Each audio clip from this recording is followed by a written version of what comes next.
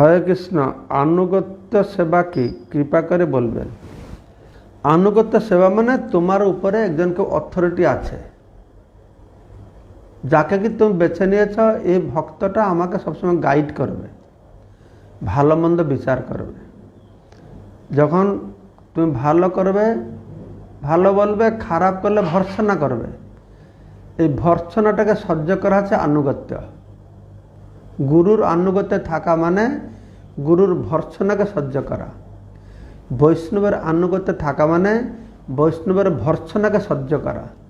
আমরা কিন্তু কোনোদিন কেউ ভর্ৎসনা করুক আমরা এটা দেখতে পারি না, এটা চাই না। কেউ ভর্ৎসনা করুক, কেউ শাসন করুক, এটার প্রতি আমরা খুব অ্যালার্জিক। আমার সবসময় প্রশংসা করতে হবে, বুঝতে পারছ? তো এই আনুগত্য মানে কি? সাধুগুরু বৈষ্ণব নির্দেশকে পালন করা।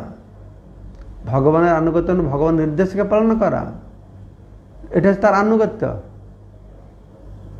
তার আনুগত্য থাকে তাদের আদর্শকে দেখে অনুসরণ করা। বৈষ্ণবদের, শুদ্ধ ভক্তদের আদর্শকে অনুসরণ করা, তাদের নির্দেশকে পালন করা, তাদের শাসন আর ভর্ৎসনাকে গ্রহণ করা। যেরকম অর্জুন কৃষ্ণের আনুগত্য স্বীকার করলো না, কৃষ্ণ অর্জুনকে জ্ঞান দিচ্ছিলেন না। যখন অর্জুন বলল শিষ্য তহম সাধিমাং প্রপন্নে, মতে আমাকে শোধন করুন, শাসন করুন, আমি আপনার শিষ্য হলাম।